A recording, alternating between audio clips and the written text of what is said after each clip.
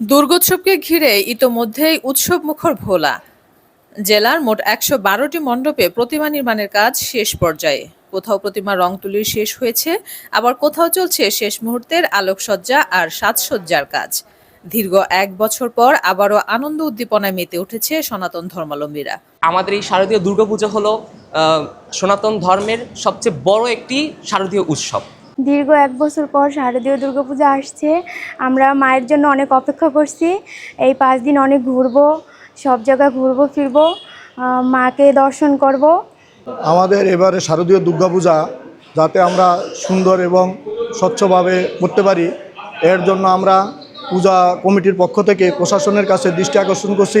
তারা যেন আমাদের সার্বক্ষণিক আমাদের মন্দিরটি দেখাশোনা করে এবং খোঁজ খবর নেয়।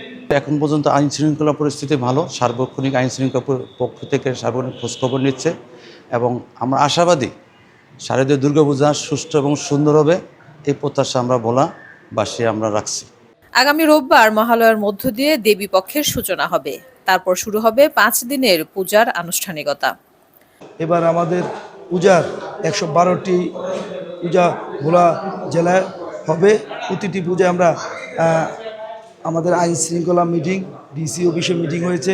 প্রতিটি মন্দিরে সিসি ক্যামেরা আয়ত্তে আনতে হবে এবং মন্দিরে সম্পূর্ণ কার্যক্রম সুস্থ এবং সঠিকভাবে হবে এবং আমাদের পূজা অনেক ভালো হবে।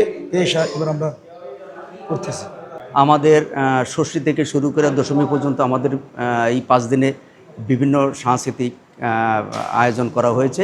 বিশেষ করে আমরা অষ্টমীর দিনে আমাদের এক মন্দিরে আয়োজন থাকে, বাচ্চাদেরকে নিয়ে সাংস্কৃতিক আয়োজন থাকে এবং দশমীর দিনে রাত্রে আমাদের বাচ্চাদের এবং মহিলাদের এবং ছোট ছোট বাচ্চাদেরকে নিয়ে আমরা একটা সাংস্কৃতিক আয়োজন করে থাকি। এবারও আমাদের সেই আয়োজনের ব্যবস্থা আছে। পূজা ঘিরে নিরাপত্তার বিষয়ে নেওয়া হয়েছে বিশেষ ব্যবস্থা। প্রশাসনের পক্ষ থেকে প্রতিটি মণ্ডপে পুলিশ, আনসার ও স্বেচ্ছাসেবকদের মোতায়েন করা হচ্ছে। দুর্গাপূজা প্রস্তুতি হিসেবে আমরা হিন্দু সম্প্রদায়ের নেতৃবৃন্দর সাথে বৈঠক করেছি।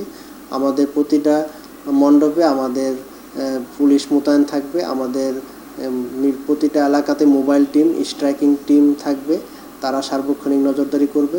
ইতিমধ্যে আমরা যে প্রতিমা নির্মাণের স্থান সেখানে আমরা নজরদারি শুরু করেছি।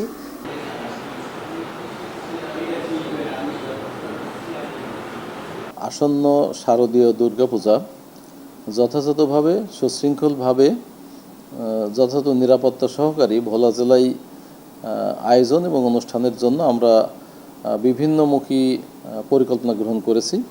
প্রথমত সকল দুর্গাপূজা মণ্ডপে ভোলা জেলায় ১১২টি মণ্ডপ প্রতিষ্ঠিত হতে যাচ্ছে। এখানে আমরা প্রাথমিক নিরাপত্তা পূজা কমিটির যে ভলেন্টিয়ার বাহিনী তারা থাকবে, সেখানে আনসার থাকবে, পুলিশ থাকবে, আমাদের র্যাব নিয়মিত টহলে থাকবে, এখানে কোস্টগার্ড থাকবে, এছাড়া আমাদের নৌবাহিনী তারাও টহলে থাকবে। আমরা সার্বিক নিরাপত্তা ব্যবস্থা গ্রহণ করেছি। ধর্মীয় আচার অনুষ্ঠানের পাশাপাশি থাকবে সাংস্কৃতিক আয়োজনও। সব মিলিয়ে দুর্গোৎসবকে কেন্দ্র করে ভোলার সর্বত্রই বিরাজ করছে উৎসবের আমেজ। মোহাম্মদ সামিরুজ্জামানের তথ্যচিত্রে জিন্নাতুন নাহার, চ্যানেল 21, ভোলা।